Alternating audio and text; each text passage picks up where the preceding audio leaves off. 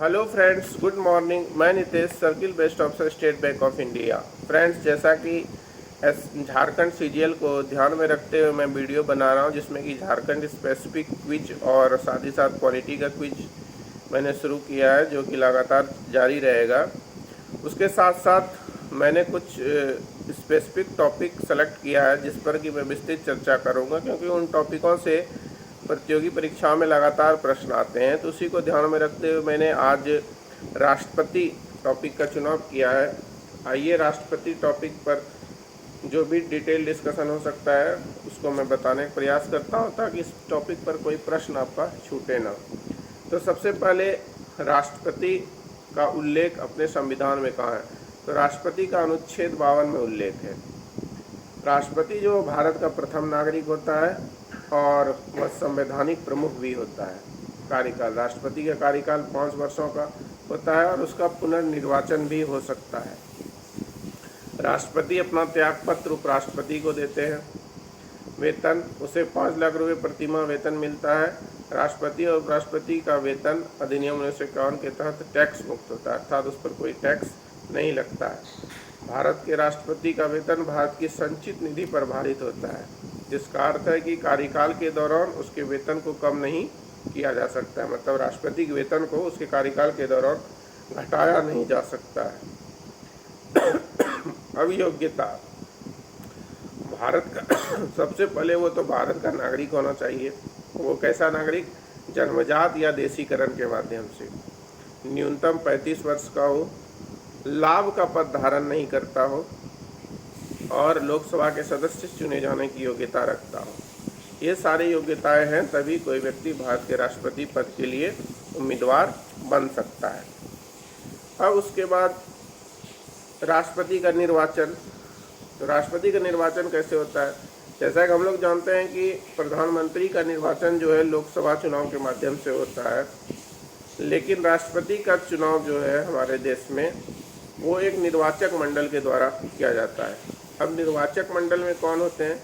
तो निर्वाचक मंडल में संसद के सभी निर्वाचित सदस्य, संसद मतलब लोकसभा और राज्यसभा के सभी निर्वाचित सदस्य, राज्यों के विधानसभाओं के निर्वाचित सदस्य, दिल्ली, पुदुचेरी आदि विधानसभाओं के भी निर्वाचित सदस्य को शामिल किया जाता है। और राष्ट्रपति के चुनाव में निर्वाचक मंडल के प्रत्येक सदस्य को एक वोट डालने का अधिकार होता है, लेकिन उनके मत का मूल्य अलग अलग होता है। ठीक है, आइए अब समझते हैं मतों का मूल्य क्या होता है। तो एमएलए का मत का मूल्य, एमएलए का मत का मूल्य राज्य की जनसंख्या को वहाँ के निर्वाचित एमएलए से डिवाइड करते हैं।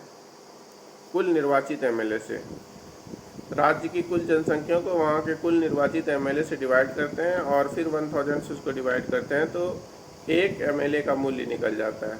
उसी तरह से एमपी का मूल्य, तो सभी राज्यों के विधानसभाओं के निर्वाचित सदस्य, निर्वाचित एमएलए और का कुल मूल्य और डिवाइडेड बाय लोकसभा राज्यसभा के निर्वाचित सदस्य। तो इस तरह से एमपी और एमएलए के मत का मूल्य निकाला जाता है। यही जो है राष्ट्रपति के चुनाव में भाग लेते हैं, निर्वाचक मंडल में यही होते हैं।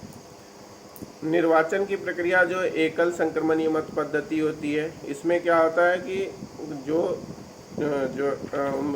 जो भी उम्मीदवार होते हैं उनको वरीयता क्रम दिया जाता है प्रत्येक निर्वाचक मंडल के सदस्य द्वारा। जो वोट डालने वाले होते हैं वो इस पद्धति में प्रत्येक सदस्य को, जो कि चुनाव में खड़ा है, राष्ट्रपति का उम्मीदवार है, उसको वरीयता क्रम देते हैं कि पहला नंबर इसका, दूसरा नंबर इसका, तीसरा नंबर। ऐसे ही निर्वाचक मंडल के प्रत्येक सदस्य अपना वरीयता देते हैं और फिर उसका काउंटिंग होता है और वरीयता क्रम में जो पहले, दूसरे, तीसरे, जैसे भी जितने राउंड में काउंट होके वो निर्धारित होता है, वो उसका चयन हो जाता है राष्ट्रपति का। अब इसमें जमानत राशि भी होती है। सामान्य श्रेणी के लिए 15,000 होती है और एसटी एससी के लिए 5,000 होता है जमानत राशि। राष्ट्रपति के चुनाव में जो खड़ा होता है तो जमानत राशि सामान्य श्रेणी के लिए 15,000 और एससी एसटी के लिए 5,000। पद मुक्त, और राष्ट्रपति पद मुक्त कैसे होगा? या तो उसकी कार्यकाल की समाप्ति हो जाए, या कार्यकाल की समाप्ति हो जाए तो पद मुक्त हो जाएगा, या फिर उसकी मृत्यु हो जाए, त्यागपत्र दे दे, निर्वाचन रद्द हो जाए या महाभियोग उस पर लगाया जाए। तो इन माध्यमों से भी राष्ट्रपति को पदमुक्त किया जा सकता है। पदमुक्ति के 6 माह के भीतर चुनाव हो जाना चाहिए। अगर रिक्ति जो है मृत्यु, त्यागपत्र, चुनाव रद्द या महाभियोग के कारण हुआ है तो 6 महीना के भीतर चुनाव हो जाना चाहिए। अगर राष्ट्रपति बीमार है या कहीं छुट्टी पे है तो फिर उसके स्थान पर उपराष्ट्रपति राष्ट्रपति का कार्यभार संभालते हैं। अगर उपराष्ट्रपति भी नहीं अवेलेबल हैं तो CGI या फिर SC का, सुप्रीम कोर्ट का वरिष्ठतम सदस्य जो है, वरिष्ठतम जज जो है, वो राष्ट्रपति के रूप में कार्यभार संभाल सकता है।